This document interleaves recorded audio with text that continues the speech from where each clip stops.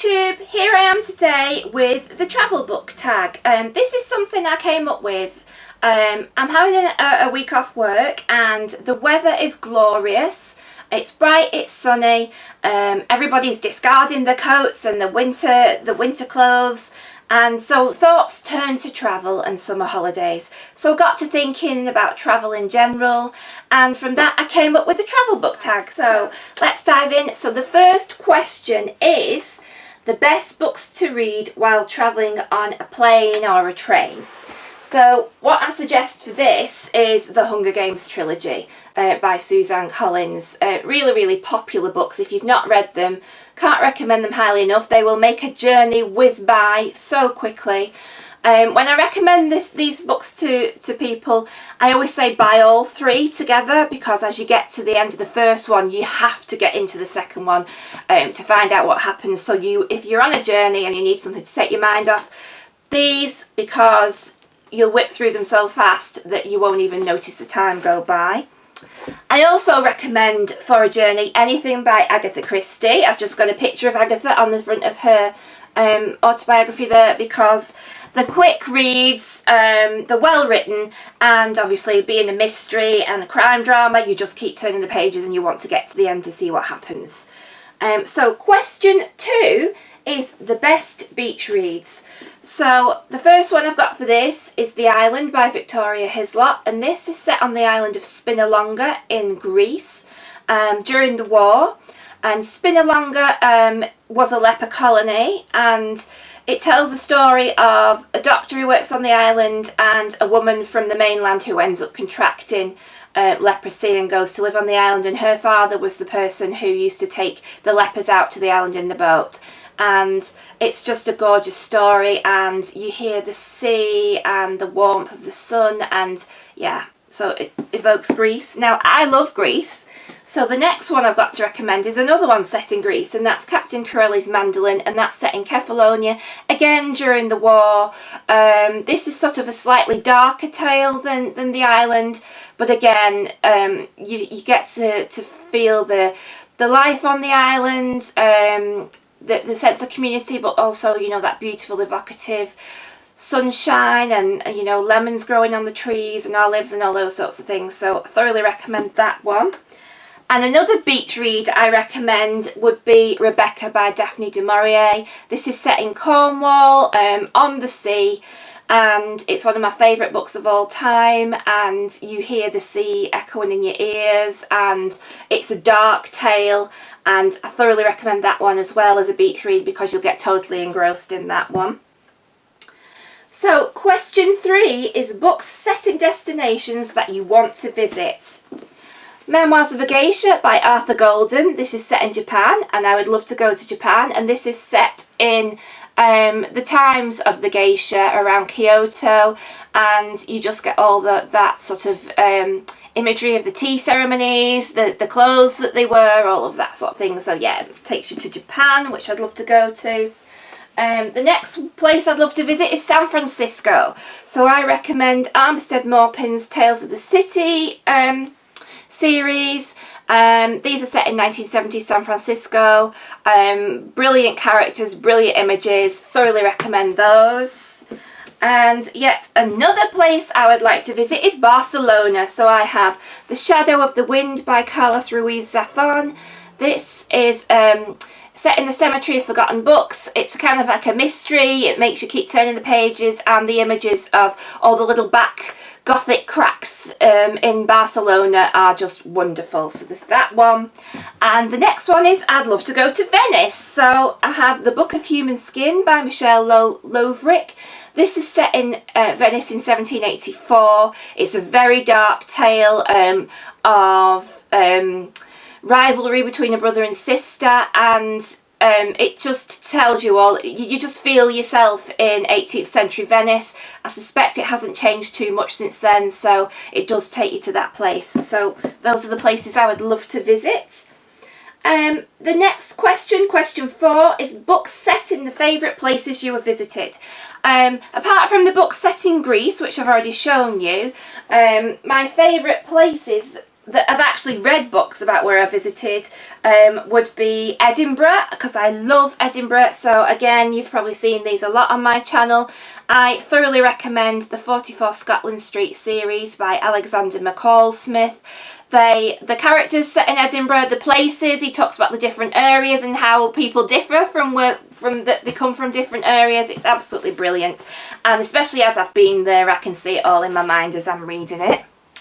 And another book set in my favourite place is Wuthering Heights by Emily Bronte, and that would be Haworth in North Yorkshire. It's not very far from where I am. I love to visit it as often as I can. It's a beautiful steep cobbled street with little curious shops and cafes. You can go in the Black Bull where Bramwell used to drink. You can go into the old churchyard and look at the old gravestones. You can go into the church where there's some of the Brontes are buried, and where Emily Bronte's father was the preacher there. And then you can go into the parsonage where they actually lived. You can sometimes go into a little hall opposite where it's like the old school hall where Charlotte Bronte used to teach, and they often have exhibitions and things on there. So yeah, I thoroughly recommend Haworth. I absolutely love the place.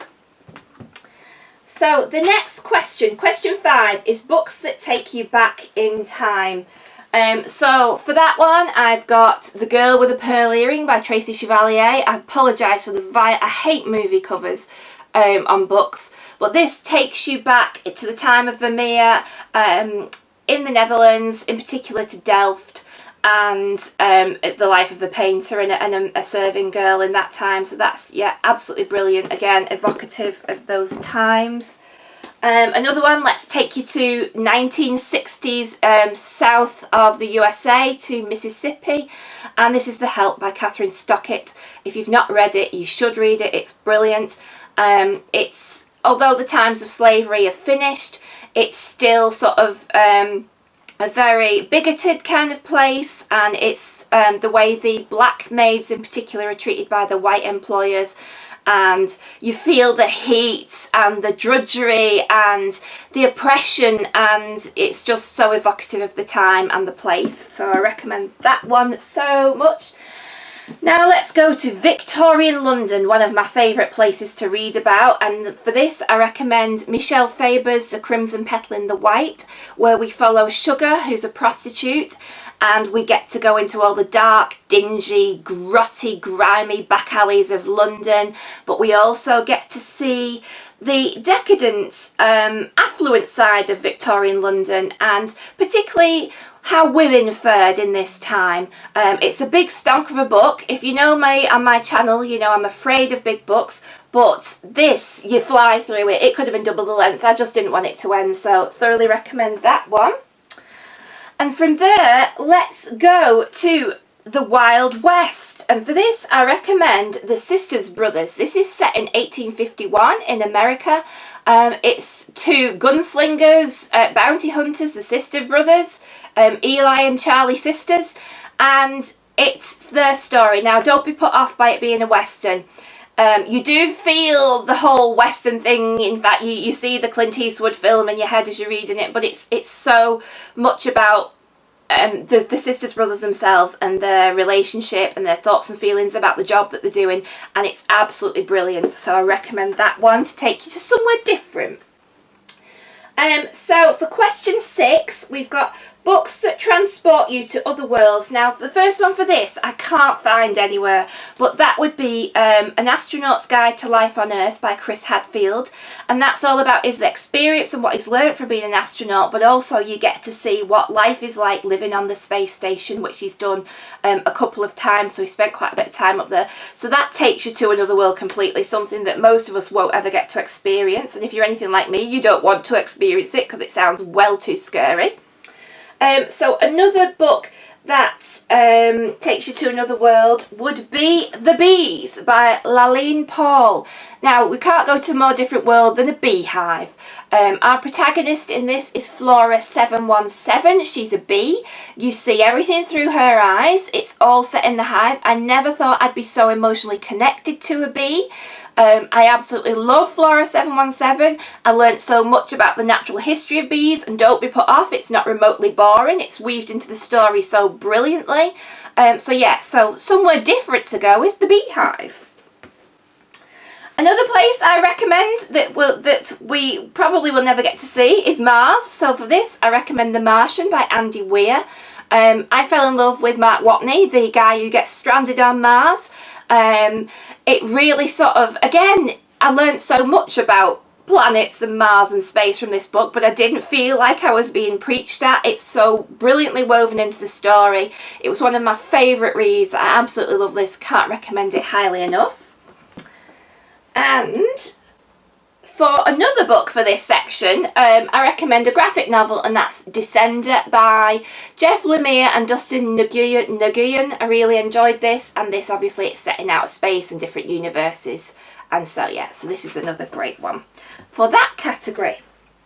So we're up to question 7, and for this I would recommend, well, this is what we're asking, the books that take you forward in time.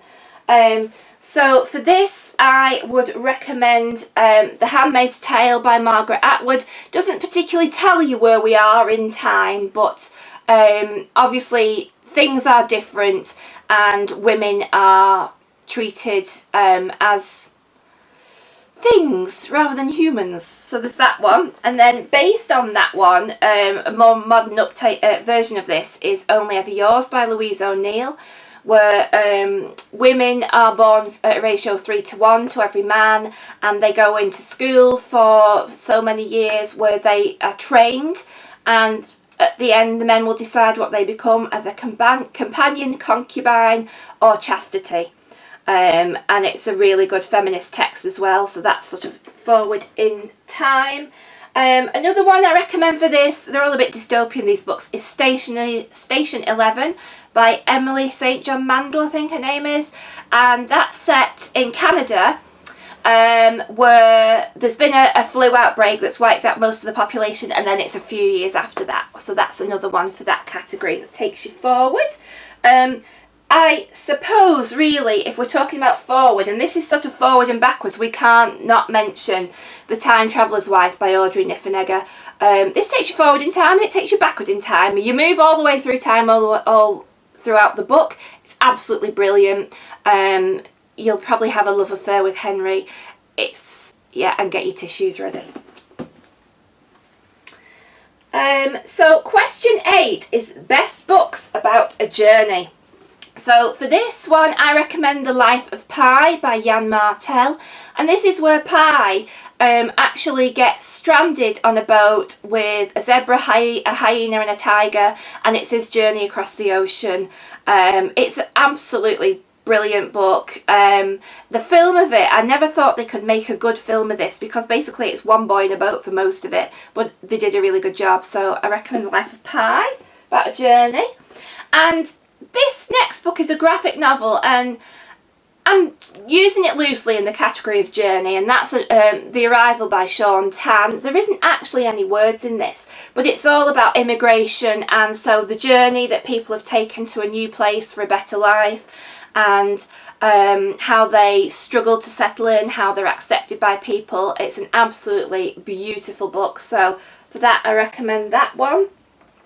And another book I recommend about a journey, which I've got on my, which I listen on audiobook, would be The Murder on the Orient Express by Agatha Christie. Now that's a journey and a half, isn't it? So, question 9, books that have changed your opinion of a place. So, one of the books that I would recommend for this, and I can't find again because I rearranged my bookshelves and I can't find anything, would be A Thousand Splendid Suns by Khaled Hosseini, and that's set in Afghanistan at the time where the Taliban invaded.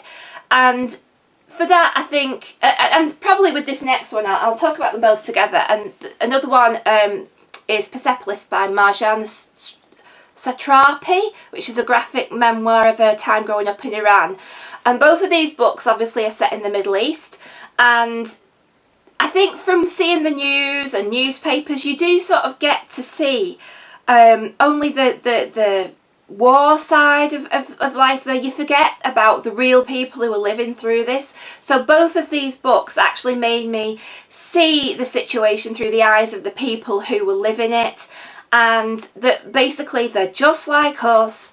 They've got the same hopes and dreams that we have, but obviously they're struggling to live in a climate of war, and so they really made me think differently about the conflict in those areas and the people that were living there.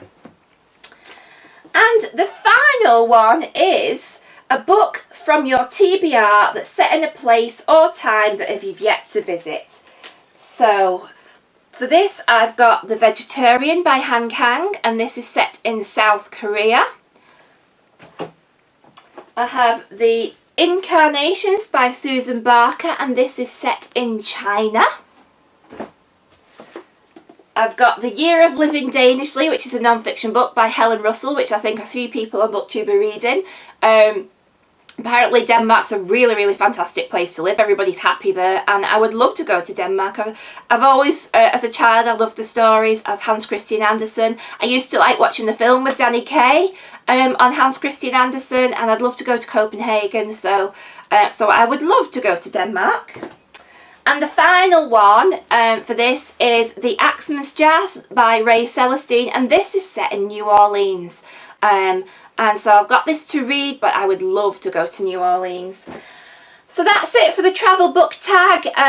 For this, I'd like to tag Elena from Elena Reads Books, Mercedes from Merceys Bookish Musings, and Britney from Under the Radar Books, because I'd love to hear what you think. And if anybody wants to do this tag while we're thinking of summer and summer holidays, I would love to see what you all are wanting to read, what books you've had to take you forward and backward in time, and the places that you've visited and want to visit. And I'll see you all soon. Bye!